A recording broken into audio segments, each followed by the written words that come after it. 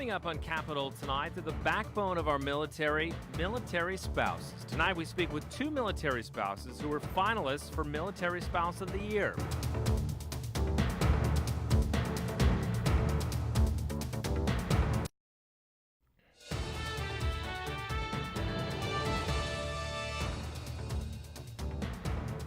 Welcome back to Capitol Tonight, a statewide look at politics. I'm Tim Boyle. Tonight on Memorial Day, we're honoring not only those who have given the ultimate sacrifice, but also the families of military personnel. That includes the spouses of troops who, as you might imagine, sacrifice a great deal themselves. Tricia Ross was the 2012 Navy Spouse of the Year. Her husband is based at Camp Lejeune, and the family lives in Jacksonville. Mrs. Ross joins us now.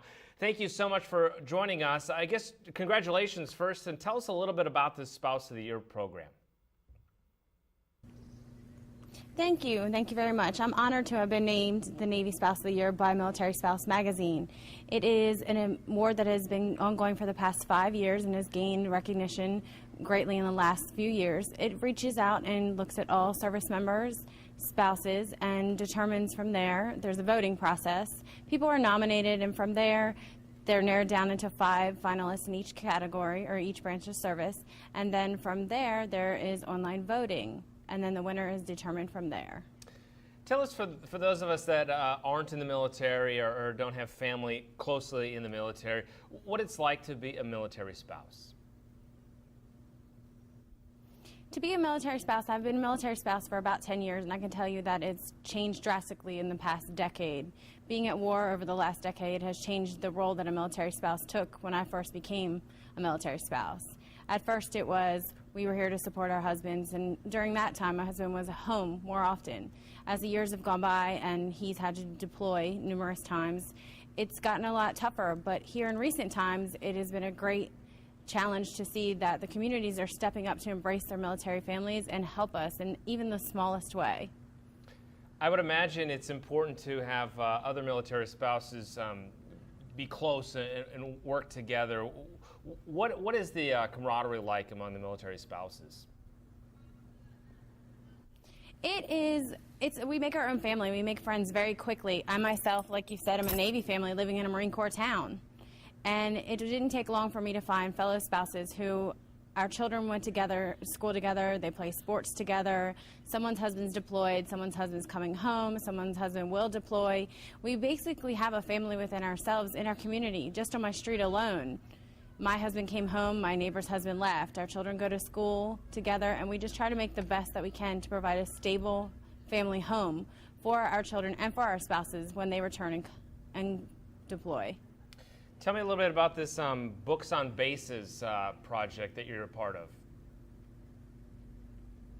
I am the program manager for Blue Star Family's Books on Bases program, and what I do is try to get books in the hands of military children around the country. There's a few different ways that we try to do this. We try to provide books to military-dependent schools as well as public installations in schools that do service a large military population. We also do events where we hand out books to individuals so that they have a book to take home. We have some events scheduled around the country to get books in the hands of children. One of the greatest things we can do is get books into a library, because for every one book we place in a school library or in a public library, 6 children will benefit from that single title. Wow, good work there, definitely. What's it like with your children and trying to get them through some of the times when husbands are overseas and during those deployments? Well, my husband was recently gone for 11.5 months, and we have 4 children. Wow. And there were days that I didn't know that I was going to make it, but I knew that they were going to make it, because they were my main focus, making sure that they were thriving in the atmosphere and not just being. They did well in school. I made sure that I have one that made the honor roll. I have another one that was inducted into the Honor Society. Handbells, just trying to keep them active, and also keep my husband as a part of their daily life through pictures, videos, cards. They had a list that they had to write down what they wanted to tell Daddy when he called, just so he could feel a part of our life as well. That actually brings me to an interesting question. The technology's evolved a lot in the last 10 years. Has that helped with deployments in some ways? It has helped with deployments in a great way. For instance, one tool that we used was Facebook, because I was able to load a group of pictures onto Facebook and he could view them, whereas if I sent them directly to his email, I had to send one single picture at a time. Wow, wow. Well, this is going to air on Memorial Day, so what is your message to everyone out there here on this Memorial Day? On Memorial Day, I ask you to take the time to remember those who have made the ultimate sacrifice and to thank those that are currently serving as well as their families. We need support from our communities that we live in, and we value the things that you give us to make our lives a little bit easier. And there was a lot of patriotism and support right after the war started 10 years ago. Have you noticed a change or fluctuations throughout the year that you feel support from the community? Actually, the school I'm at right here is called Stateside Elementary. It was the first theme school in Onslow County, and they are the stateside patriots. They are impacted in learning and service. So for me, my children go to a school that every morning they sing the national anthem, say the Pledge of Allegiance, recite their mission statement, and wear red, white, and blue. So I haven't seen patriotism kind of be pushed to the side. I've seen it continue to grow, especially in military communities. And do you feel that there's, I mean, obviously there's always a possibility for more support, but are there things that people can do out there to not only help your family, but just help support for the military in general? There's many things they can do. That's where part of Joining Forces initiative comes into play, helping people in the community who want to help find a specific place or location or program that fits what they're looking for. All right, Tricia Ross, the 2012 Navy Spouse of the Year. Congratulations, and thank you so much for joining us.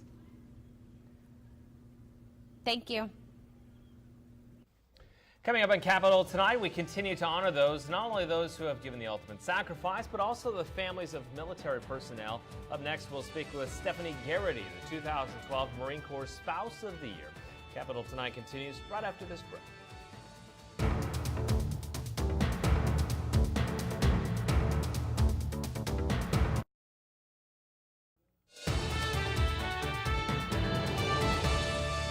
Welcome back to Capitol Tonight, a statewide look at politics. I'm Tim Boyum. Tonight on Memorial Day, we're honoring not only those who have given the ultimate sacrifice, but also the families of military personnel. That, of course, includes the spouses of troops who sacrifice a great deal themselves. Stephanie Garrity was named the 2012 Marine Corps Spouse of the Year. Her husband is based at Camp Lejeune, and the family lives in Jacksonville, right here in North Carolina. She joins us from Jacksonville via Skype. Mrs. Garrity, thank you so much for taking the time. Thank you so much. Tell us a little bit about your family and about this honor that you've received. Well, I've been married to my husband, Brian, for 8 years. So I've been married to the Marine Corps for 8 years. I have 2 sons, Caden and Cole, and a little one on the way. And we've been here at Lejeune for a couple years as well and done 2 deployments in that time. So one of the big reasons you were honored was for a club, basically, that you started. Tell us a little bit about that. When we moved here in 2010, I knew a deployment was fast approaching, and I really wanted to gather the right support network around me to get through it. So I decided to make my idea into a reality, and I formed Stroller Warriors Running Club. And what does that entail? What kind of support have you gotten from these folks that have joined this club with you? Basically, it's composed of military wives who like to run. Most of us do have children, so our workouts not only provide an opportunity to get in some fitness, but our children play together, and we also love to do community outreach and fundraising for local charities. So you mentioned 2 deployments. Talk about the challenges of obviously having children and going through these deployments, and how long were they for you? The past 2 deployments were about 7 months each, but that doesn't include all the workups and training that lead up to them. So the biggest challenge is just the constant change and unknowns, and no deployment is the same. So even if you've done 2 or 3 or 5, every single one is different. So it's just constantly figuring out how to deal with new challenges. And you have an extra challenge with one of your sons, right? Yes. Our younger son, Cole, was diagnosed with spinal muscular atrophy during our 5th deployment last year. And I guess what kind of challenges does that present, especially when you are alone on deployments? Just a second, sweetheart. This will be one of those challenges. He's asking for Oreos. We all wish we could have Oreos all the time. So, Hayden, just a minute, okay? That's fine. Yes, you may. Apologize. That's all right, no problem. So it was extra challenging in that we got the news just a couple of months into the deployment, and it's definitely a shock to us, and we kind of had to deal with it far apart. But one thing that grew out of it is our communication was very strong, and I feel that it actually brought us closer together. And so what is this challenge, what exactly are the difficulties with the disease itself? Well, for Cole, it's primarily focused in his lower body. It's a disease that affects his muscle strength. So he is unable to walk independently at this time. But we do physical therapy twice a week, and that's basically the best and only therapy. And he has shown some improvement over time. So he's a very motivated little 2-year-old. We're very proud of him. Well, good. And how does the camaraderie and the other spouses, how does that help in situations like this then? Well, they were, when I got the diagnosis, they were one of the first people that I told. And the response I got was just absolutely incredible. Messages, phone calls, people showing up at my house. They understood, and they wanted to do whatever they could to help. And there are several women in the club that also have children with disabilities, so they have firsthand knowledge of what that's like and have really mentored me and helped me navigate through the different programs and resources available.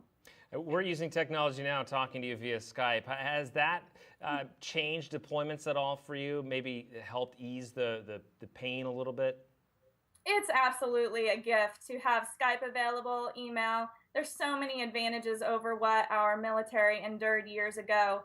But with that said, sometimes it can be difficult to see each other face to face, but not be able to reach out and hug each other. So it can be difficult for the children to understand, but it is definitely a blessing. So this was airing on Memorial Day. What do you want people that maybe aren't in the military or don't have family in the military? What's your message to those folks on Memorial Day? Well, obviously to take time to honor our veterans and to just say thank you. A thank you can mean a lot to someone, and not just the service members, but their spouses and the children. I firmly believe that the children of our military are sometimes the forgotten, unsung heroes, and they deserve all our appreciation and gratitude. All right, Stephanie and Garrity, thank you so much for your time. I appreciate it. Congratulations and good luck. Thank you so much. Happy Memorial Day. Join the conversation on Twitter. We have an account for the program itself. It's at NCCAP Tonight. My specific account with a more personal touch is at Boehm News 14. And senior political reporter Loretta Benitez' Twitter handle is at Benitez News 14. Join us on Facebook to see videos, get updates, and leave comments. And to get all this information and update on politics all day long, check out our blog on news14.com. That is it for tonight. We will see you tomorrow night at 7 o'clock for Capitol Tonight. Happy Memorial Day.